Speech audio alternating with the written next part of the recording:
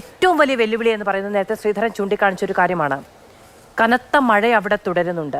എപ്പോൾ വേണമെങ്കിലും ഇനിയൊരു മണ്ണിടിച്ചിൽ ഉണ്ടാകാം. കാരണം ഈ ഭൂപ്രകൃതി മുഴുവൻ ഇളകി നിൽക്കുകയാണ്. പൊഴിഞ്ഞു പോയി ഇടത്തു നിന്ന് അതിൻ്റെ വായ്ത്തലയിൽ നിന്ന് വീണ്ടും മണ്ണിടിഞ്ഞ് വീണേക്കാമെന്ന ആശങ്കയുണ്ട്.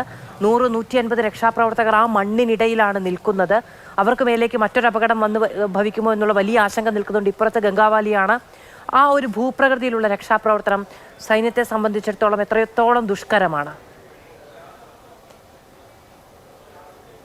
വളരെ ദുഷ്കരമാണ്. കാരണം ഈ ചിത്രങ്ങളിൽ നിന്ന് മനസ്സിലാക്കുന്നത് പോലെ വളരെ ചെങ്കുത്തായ ഒരു പാറയാണ് അവിടെ ഉള്ളത്. അപ്പോൾ അവിടുന്ന് അവിടുത്തെ ഭൂമിശാസ്ത്ര പ്രകാരം ഈ എന്താണ് ഷിസ്റ്റോസ് റോക്ക്, ഷിസ്റ്റ് എന്ന് പറയും ജിയോളജിയിൽ, അത് വളരെ വേഗം തെന്നി മാറാൻ സാധ്യതയുള്ള ഒരു പാറകളാണ് ആ മലകളിലുള്ളത്. അപ്പോൾ ഇവിടെ പലയിടത്തും ഈ ചിത്രങ്ങളിൽ നിന്നും വീഡിയോയിൽ നിന്നും വ്യക്തമാവുന്നത് ഒരുപാട് നീരുറവകൾ ഇങ്ങനെ പുറത്തേക്ക് നമുക്ക് കാണാൻ സാധിക്കുന്നുണ്ട്. അതിൻ്റെ അർത്ഥം അവിടെ നല്ല ജലസംഭരണം നടക്കുന്ന ഒരു പ്രദേശമാണ്. അപ്പോൾ അവിടെ പെട്ടെന്ന് തന്നെ ഈ പാറകൾ തെന്നി മാറാനും മലയിടിച്ചിലുണ്ടാകാനും ഒക്കെ വളരെയധികം സാധ്യതയുള്ള ഒരു പ്രദേശമാണ്.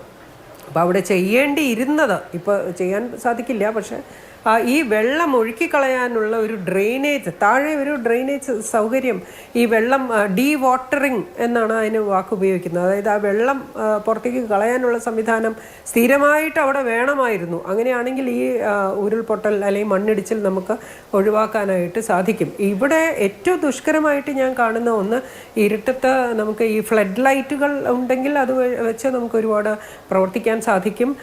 ഈ അവിടെ പ്രവർത്തിക്കുന്ന രക്ഷാപ്രവർത്തകർ സ്വന്തം ജീവൻ അപകടത്തിലാക്കിക്കൊണ്ടാണ് ഈ രക്ഷാപ്രവർത്തനം തീർച്ചയായിട്ടും നടത്തുന്നത്. അതൊരു വലിയ വെല്ലുവിളിയായിട്ട് തന്നെ കണക്കാക്കി എടുക്കേണ്ടി വരും.